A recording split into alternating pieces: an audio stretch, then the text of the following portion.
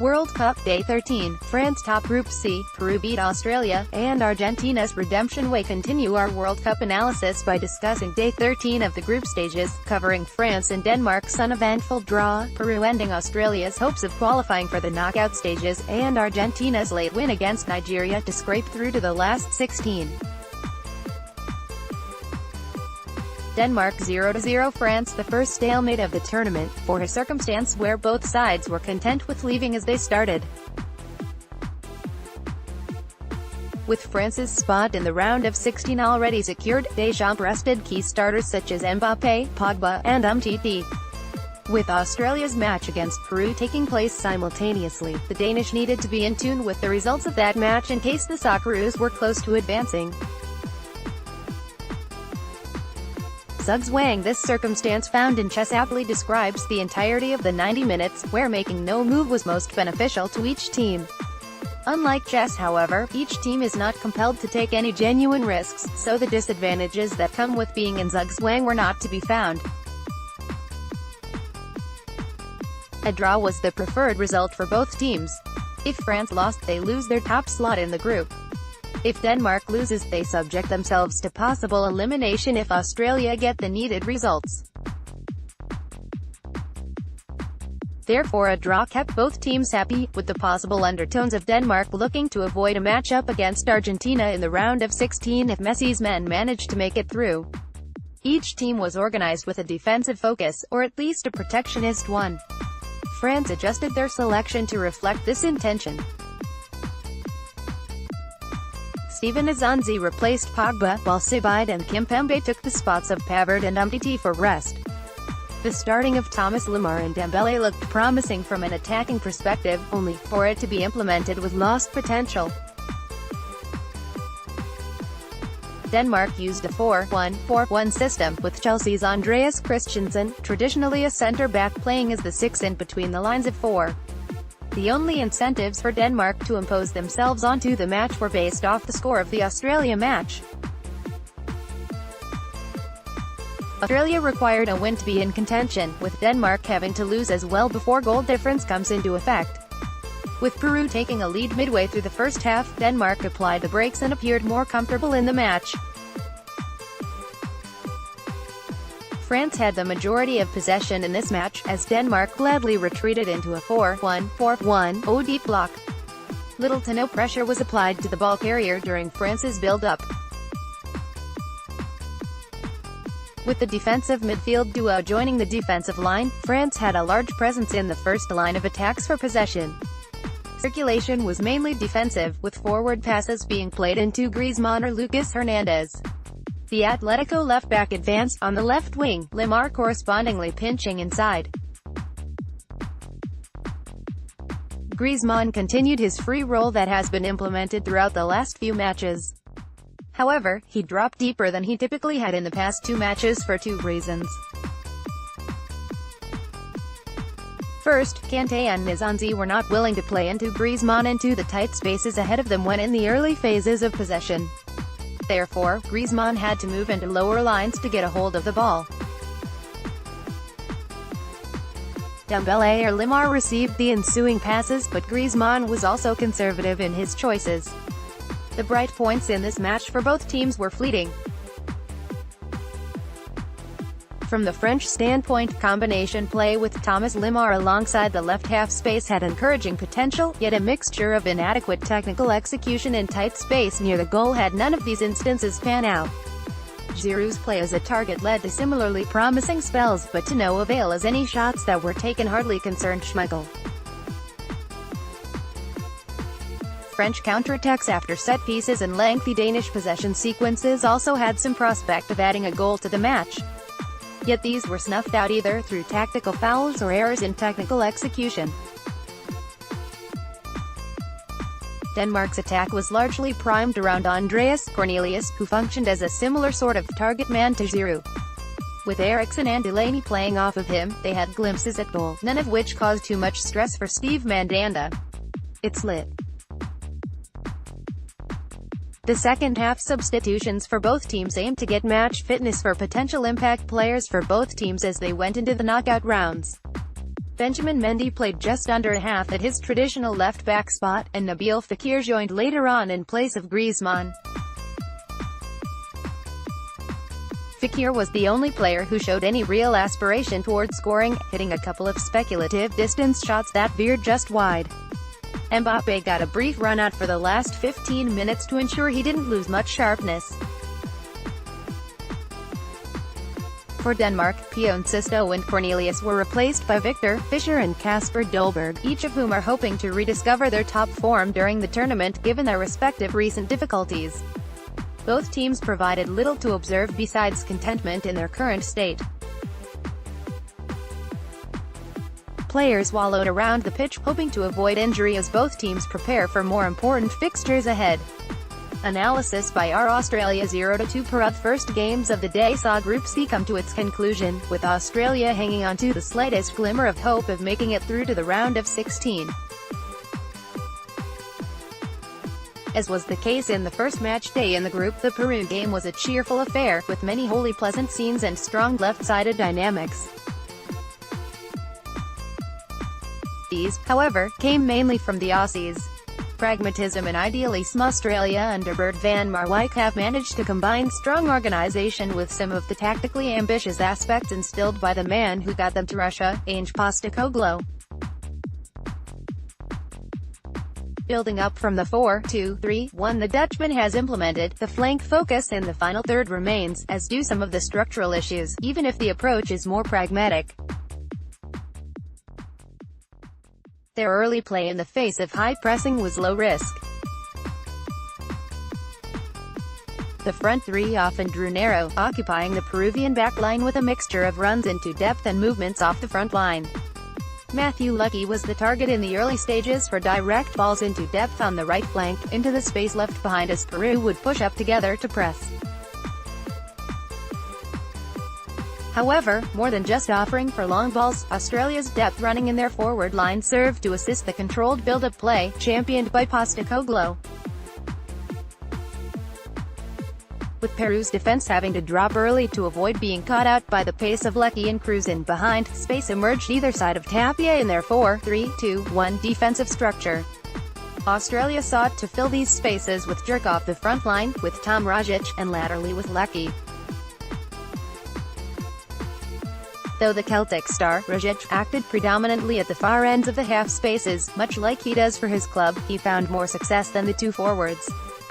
Forays from Juric or Lucky into the space between lines lacked the coordination or appropriate dynamic to be effective beyond simple interplay, while Robbie Cruz might have been effective there, but his prevailing movements took him more often to the defensive line or the left flank. The axis of awesome getting the ball to these spaces was not a problem. Despite their relatively low standing in world football, there are a great number of countries who would love to be able to call upon the build-up players available to Australia. If positional build-up play is the crown of Australia's game, then in Trent Sainsbury, Aaron Mooy, and Tom Rogic, they have three glistening gems. Sainsbury's ability to find or create an angle for a pass, then use that pass to put his teammates in advantageous positions, is at an incredibly high level. Using this ability, he found Tom Rogic in dangerous areas repeatedly, both in the right and left half spaces, as well as supplying Aaron Mooy with delicious orientation-busting flat diagonal passes. Even with one of the most playful deep build-up units in the tournament, Australia had a somewhat ineffective circulation game at times.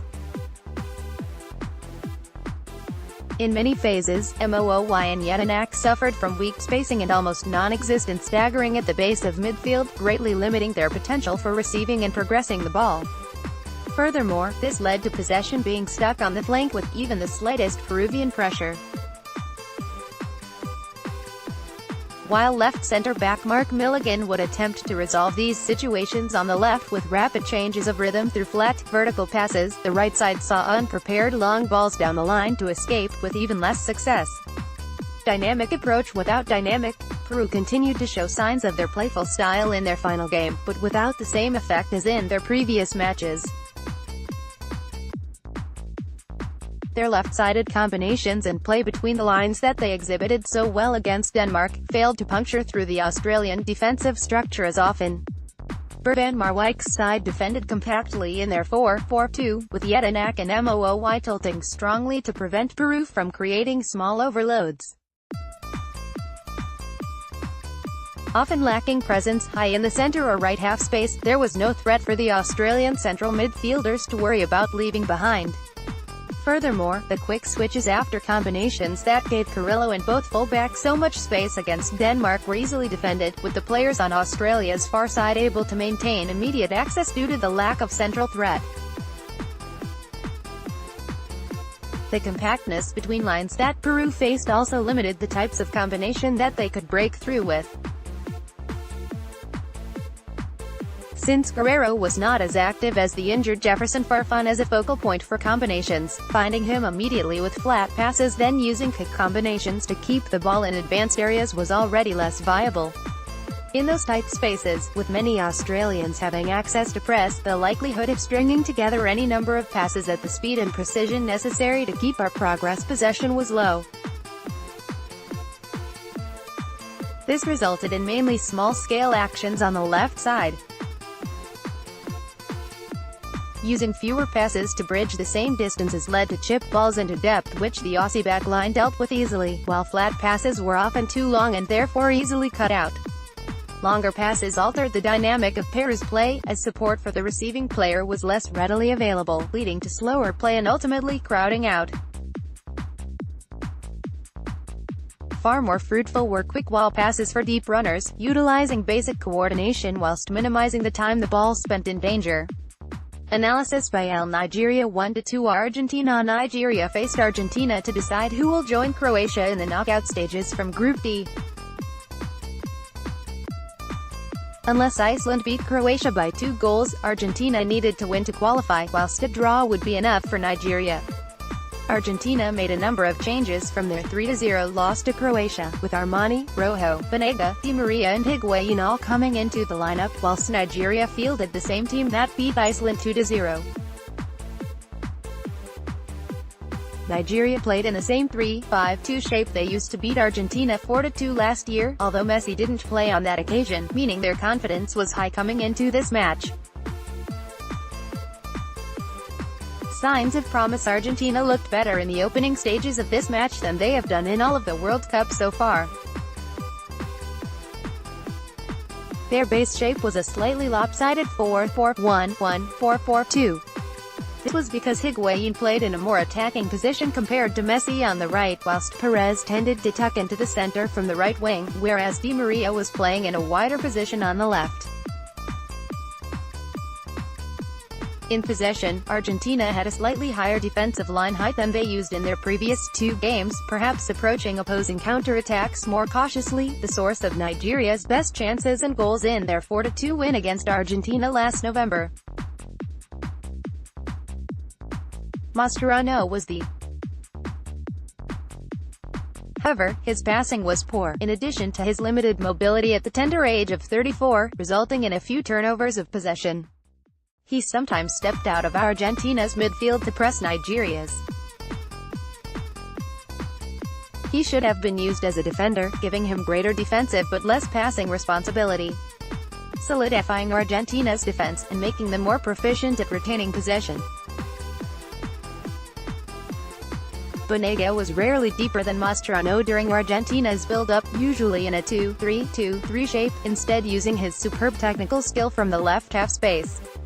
As mentioned in my preview of Argentina prior to the World Cup, Banega's positional intelligence, passing ability and ball retention are truly top class, and make a huge difference to Argentina's attacking capability. Why Sampaoli chose to leave him on the bench in their matches against Iceland and Croatia really does baffle me. In my opinion, he is Argentina's most important midfielder. Banega consistently found space between Nigeria's defensive line and midfield trio in the left half space. He was on the same wavelength as Messi, possessing a good understanding of Messi's off-ball movement patterns, and where he was likely to appear in and around the right half space and behind Nigeria's midfield. He looked sharper in this match than he has done at the World Cup so far. Messi's movement and Banega's understanding of it also facilitated space for other teammates to receive passes from Banega, as the example below shows. Banega drops from the left. Messi's movement from the right half space to the center of the pitch attracts the attention of Nigeria's left outside center-back, meaning he follows Messi towards the center of the pitch. Perez moves into the position Messi was just in, and as a result of Messi's movement and occupation of the defense's attention, Perez has more space between Nigeria's lines to receive an accurate pass from Banega. Banega had the diagonal passing ability to find Messi, as his assist for Messi's goal proved, usually through diagonal passes. On the occasions that Messi dropped into central midfield to aid Argentina's build-up, Banega was often Messi's primary passing target in the left half space. The attraction of the defense towards Messi meant that Banega was in more space than he would have been if another Argentinian player was on the ball, and he could receive passes from Messi to progress Argentina's attacks. Messi's usual positioning in the right half space meant that Higuain was slightly left-orientated. He tended to be met with the defense collapsing on him when receiving the ball in attacking areas, which was okay as he could pass back to Banega, Mascherano to recycle possession and attacks. Martin Raffelt's brilliant "How to Messi" article is a must-read if you would like much more detail on such topics. Particularly towards the start of the match, Messi moved into the right wing position. When he moved inside, Higuain would do one of two things. Either move to his usual left-orientated forward position, or move in the opposite direction to Messi towards the right wing if Di Maria was in the left half-space forward position. Di Maria was more of an inside forward compared to his usual out-and-out winger role, with Tagliafico in the wing channel instead. Rojo would move into a wider defensive position, permitting Tagliafico to advance. Occasionally, however, Tagliafico would make underlapping runs beyond Di Maria through the left half space when Di Maria was on the left wing, which was a nice way of overloading Nigeria's defensive line and adding an element of unpredictability to Argentina's attacks. When Di Maria was in the forward position along with Higuain, Argentina had much better last-line occupation in comparison to their first two matches against Iceland and Croatia, where it was usually just Aguero. This facilitated a greater amount of space in front of Nigeria's defense for Messi to operate in. Nigerian teams Nigeria's greatest threat to Argentina came in attacking transition. The dropping movements from their strikers, usually Iheanacho, and pace possessed by Musa caused Argentina's center-back some positional issues. When they dropped away from Argentina's defensive line, Otamendi and Rojo were forced to follow them and step out, but Musa and Iheanacho were not allowed to turn because of the pressure provided by Argentina's center-backs, and were instead forced to pass back to the midfielders. The Nigerian forwards tended to be quite isolated, making the progression of attacks difficult, and often leading to possessional turnovers. This was also the case when Idibo had the ball, usually Nigeria's most advanced midfielder, despite his strong ball retention. Nigeria's midfielders were physically stronger than Argentina's, which was also a problem for Argentina in their 4-2 loss to Nigeria last year.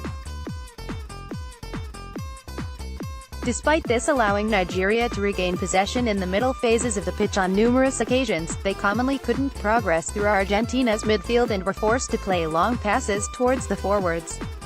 Another recurring problem from their 4-2 loss to Nigeria that Argentina faced in this match was the African side's main orientations to Argentina's players during their build-up from Armani in goal.